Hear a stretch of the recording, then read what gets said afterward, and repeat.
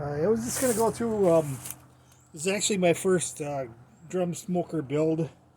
Um, I used old barrel that I actually had from for a while now. Essentially, the barrel was from a local company that actually manufactures uh, rubber products like rubber mats and so forth. But so when they got rid of their drums, they actually the drum itself actually comes with a mixer attachment to mix the product inside of the drum before they use it. So it might be kind of unique, but I actually utilize that to when I set up my cooker and basically put a pipe on the bottom of the cooker, which then would go directly in there and goes on that rod. So essentially inside of the smoker, drum smoker, the whole basket can spin around, which probably doesn't need to do, but you can, in theory, you can shake it and do some things with it. But I also used part of the Weber grill, which is actually the bottom support of the Weber grill, to make a hanger, so or a hook that basically I can pull the whole thing out of there with a. I have one, but I don't know where it's at. But anyway, it's basically looks like a clothes hanger that's heavy duty, that you basically use the wide end to to go in there and hook onto that piece, and you can lift it out of there. And you've probably seen that, other people have actually, shown their builds where they actually have the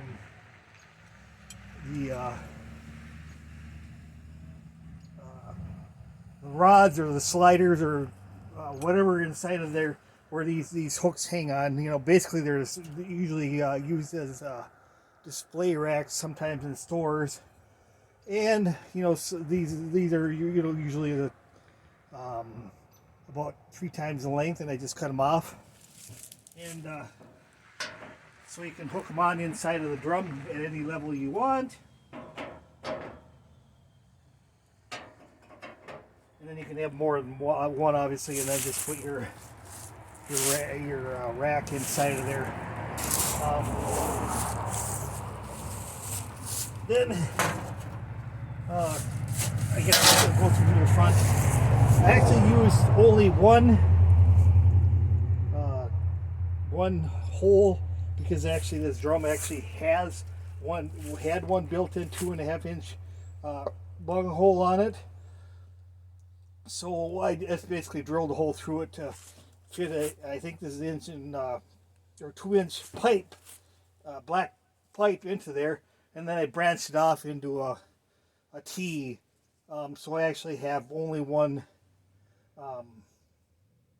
access vent for air to the drum smoker, which it seems to work just fine. And so obviously this kind of looks like a set of horns. Just a regular valve, same as most people did. Basically these are I got no sink traps or drain traps for kitchen sinks, and I just cut them off. I cut off this part on the other side, and then it actually just fit right onto the other piece of 1.5 inch. I think this is 1.5 inch up at this point, pipe, and so I just screwed it on. The whole purpose is not for looks. It's basically to this, obviously this elbow or this loop can keep water from running in the thing if it's sitting outside, and you accidentally leave the valves open. But even if you don't have anything there, water's going to run into them, so that takes care of that. But I haven't really done a long smoke yet, but I don't think there'd be any reason that I'd have any problem with it.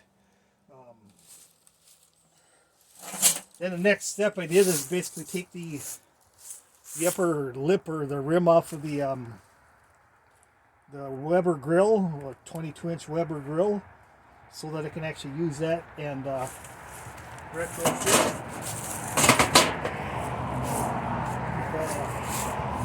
a regular lid on there. I got a few around because I actually just got another one. And the only other thing is the modifications I made were actually just to put the temperature gauge into the top of the lid, and then I put a cork with a screw through it so that actually you can move this open and close with, without having to touch what might be slightly hot at the time. So that works pretty good. It's just a cheap option. But using the upper lid from an old Weber grill, this is actually another one I got, so you can possibly see that you can cut a ring at about this point, and then this whole part then fits inside of the drum. And I guess I'll just point out the one thing they did that probably is unique to this build is that I was able to find was basically just a rod holder hook. On Amazon, they have them other places, but basically they're rod holders for clothes hangers or clothes rods, for your closet and stuff like that. So what I was able to do was actually take them and install them inside of the ring at staggered levels, and then so I could put the ring in there. And I also used, 2 rods for hanging. Obviously, I got these for nothing too, so obviously it's a little bit of an advantage for me just to find the stuff that is essentially scrap for them, but useful for me. At the same company I got this barrel from. So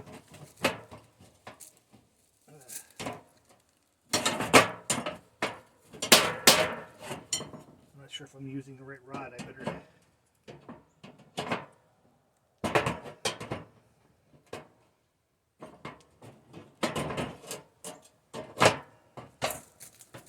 Okay, so when it's in the drum smoker, it's just like that.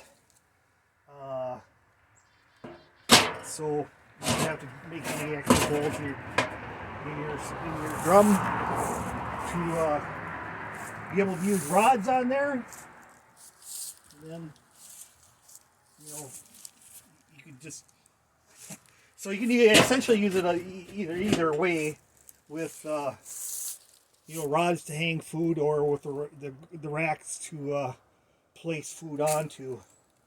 I haven't used the rods yet, but I basically have seasoned them or left them in the smoker long enough to get them so that they aren't going to rust. And I guess that the only thing I should mention is obviously I haven't seen these in anything but zinc coated on like Amazon and so forth, eBay, but they're zinc coated, and I know that some people say, oh gee, that's a no, and you might die because there was a little bit of zinc on a piece of metal you put in your smoker. But the reality is they covered with creosote or and so you may not even know that what if they were covered with zinc by looking at the ones that are in there now.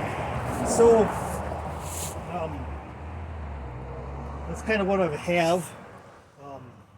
It actually works good and allows me to cook a little bit more volume than with other things. And so the last advantage of using this method and the ability to hang the meat over the coals is you can also use the regular cover still.